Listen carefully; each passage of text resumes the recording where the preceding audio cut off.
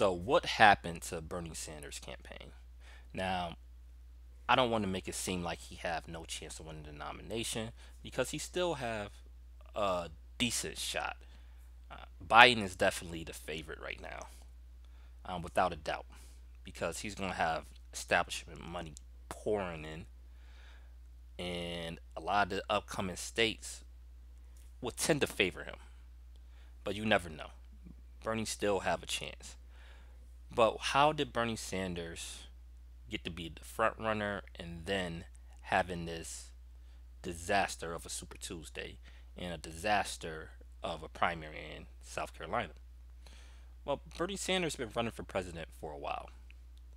He really never stopped since 2016. He created our revolution, and I think most people expected him to run again. And when he first announced, he was leading in the polls until Biden came in. Then when Biden came in, Biden overtook him. And Bernie made a few mistakes, and I think he overcame some and haven't overcame the other mistakes he made. I think off the bat, there was a CNN town hall he did, and then he went on the Breakfast Club.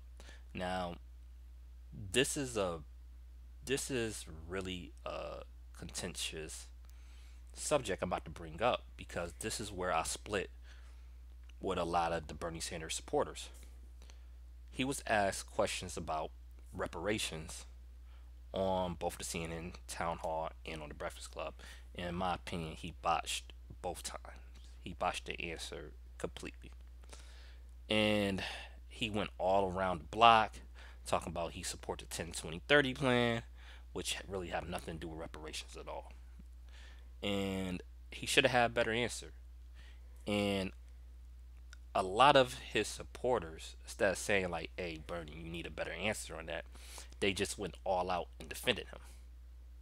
Just went all out and defended him. Well, the other candidates don't really support reparations too. But I'm like, okay, that is true, but at least their answers was more put together than Bernie's.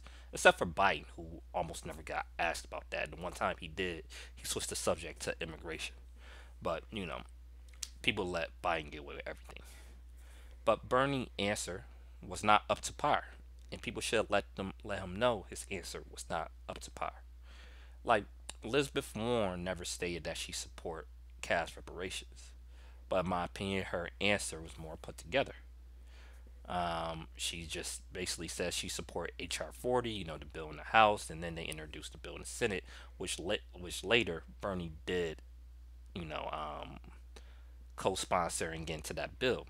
But to me, it still lead the question because, like, if you go do a commission to study reparations, if you coming out the gate saying you don't support cash reparations, that means that taint the commission study if you become president because you already told them you don't support cash reparations, right? So that's a problem because what if the solution that the committee come up with is cash reparations?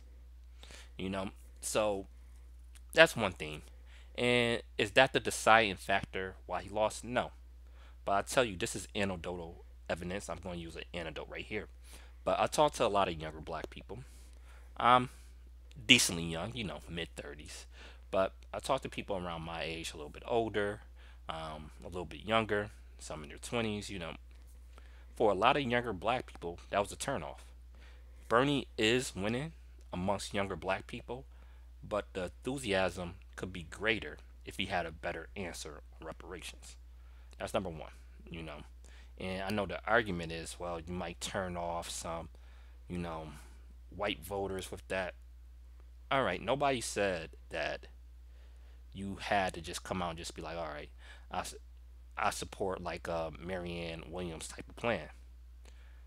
But you could have had a better answer, you know. You could have had a better answer, and then it's not just about reparations, it was the way that he talked about black issues in general. And it's been a problem. And you see that in states like Virginia, in states like South Carolina, North Carolina, and This is something that a lot of Bernie Sanders supporters don't want to hear, but you have to talk to black people differently. Too often, he just says that my universal programs, this will help everybody without thoroughly explaining how it would benefit black people. Why do you have to do that? Because when it comes to government programs, black people historically have been left out. When it came to the Montgomery GI Bill after World War II, black people was left off. When we have racist policies like redlining, there's been so many racist programs against black people. Go back to the Tuskegee experiment medically. There's been studies that ambulances don't come at adequate time in black neighborhoods. Clinics in black neighborhoods oftentimes are not up to par. You know, so this is some of the problems that we deal with. So when you just say you're gonna create a program, a lot of black people just think that okay, create this program and we not going to reap the benefits of it. We going to be put at the back of the line like we historically have been. You got to thoroughly break down how Medicare for all is going to help the black community. Granted, as the campaign has went on, Bernie have gotten better at that, and he started to do that. So I will give him credit. But at that time, a lot of people decisions was already baked in, especially in the South. You know, and especially with older black voters.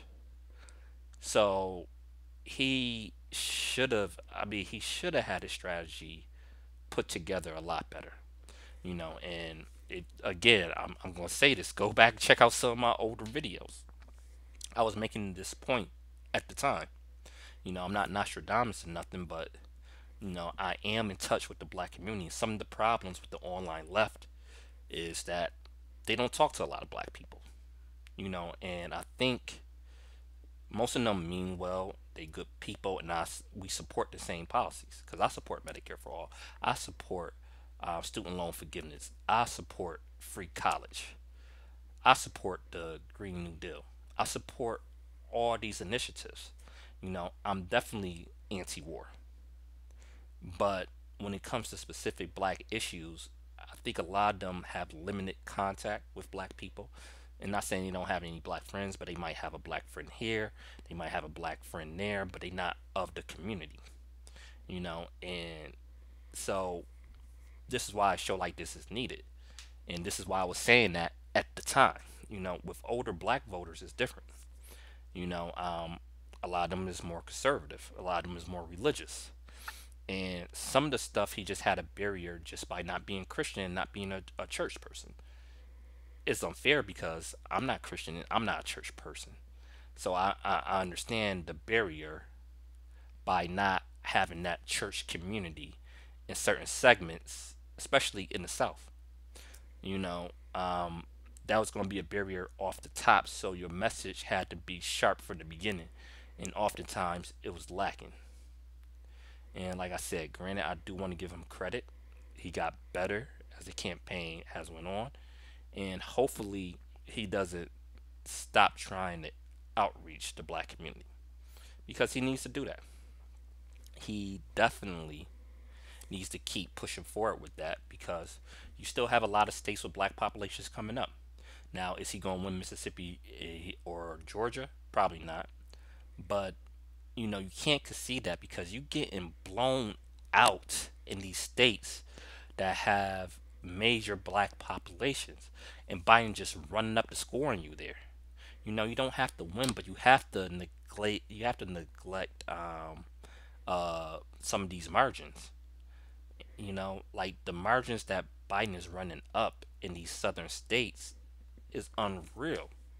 He shouldn't be getting 63% of the black vote because he's a horrible candidate. He have a horrible record on black issues. And that's another problem right there because the 94 crime bill, and I discussed this before. Bernie can't attack Biden on the 94 crime bill like some other people can because Bernie voted for the 94 crime bill too. Granted, Bernie voted against the 91 crime bill, when Biden tried to pass it, and he did warn that it could lead to mass incarceration. But he voted for the '94 crime bill due to the Violence Against Women's Act. Still was the wrong vote, and he need to be held accountable for that. But trying to explain the nuance to that to an average voter that might not be entrenched or soak up politics like we do, it's difficult because it's way too long of an answer. The only thing they gonna look at is like, well, he voted for it too. So I think that's why Bernie haven't attacked him on the '94 crime bill. Um, Biden was tough on drugs. He's a war on drug type of guy, reefer madness type of guy. To this day, he still won't say he supports legalizing marijuana. Talking about studies, like how many studies we gonna have, bro? How many studies we gonna have? Legalize it. Bernie should have been hitting him on that. Like, why don't you support legalizing marijuana? Especially, especially since you were the architect of the '94 crime bill. You know, like I said, it's hard for Bernie to hit him on the '94 crime bill, but you can hit him on not supporting legalizing marijuana, which Bernie does now. Thankfully, he was converted into that position. That's why pressure from the left works on progressive candidates. So Bernie just got to keep reaching out. He got to keep doing his thing with that. Don't give up with the black vote.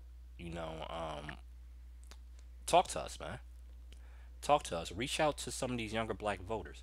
I know that you think you're doing it, but you could be doing more because, like I said, there's especially younger black males. You know, um, and that's one more thing I want to talk about. So much of the outreach the Democratic Party is doing is to black women, which is great because, and I understand it because they vote in higher numbers. But a lot of black males are not showing up to the polls because they feel like you're not talking to them. Talk to us, man. Talk to us. I know some politicians just this is not just for Bernie Sanders. People think just bringing up criminal justice alone is going to do it. No, talk to us and make us feel like you understand our issues as well, because you need all the votes you can get in the general election because Trump is actively targeting black men to vote for him.